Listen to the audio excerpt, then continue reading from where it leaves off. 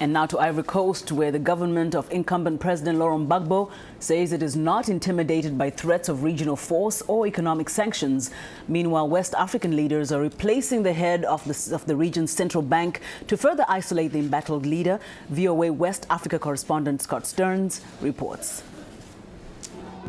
Supporters of Ivory Coast's incumbent President Laurent Gbagbo say threats of a military force to remove Mr. Gbagbo are part of an elaborate bluff to force him from power and install the United Nations certified winner of the presidential election, former Prime Minister Alassane Ouattara.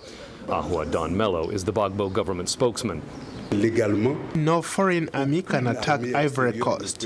If West African leaders want to go with the use of force or go into the thinking of a declaration of war, then what have they achieved?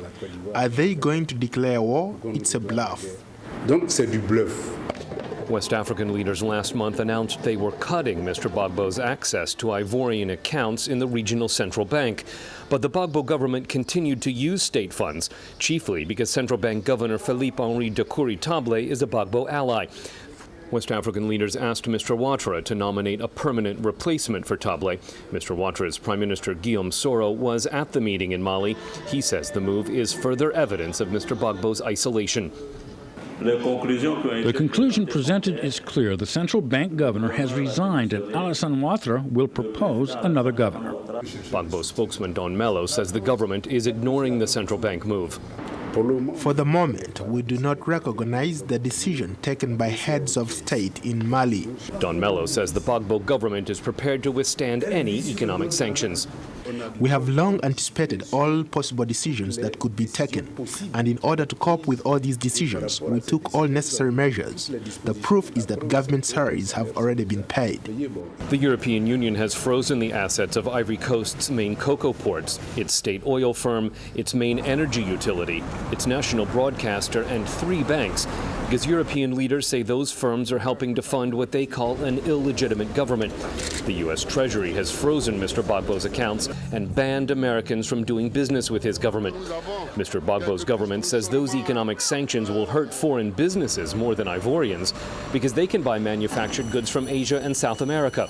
But there's nowhere else in the world that has as much cocoa as Ivory Coast. Gbagbo supporters say nothing will force their president from power. Charles Blé Goudet is Mr. Gbagbo's Minister of Youth and Employment. We are not prepared to negotiate our freedom. We are not prepared for Alassane Ouattara to replace Laurent Gbagbo. Mr. Gbagbo retains the loyalty of Ivory Coast's army, adding to the risks of regional military force. Army Chief of Staff General Philippe Mangou says soldiers will never turn on Mr. Gbagbo and will defend the nation against foreign invaders.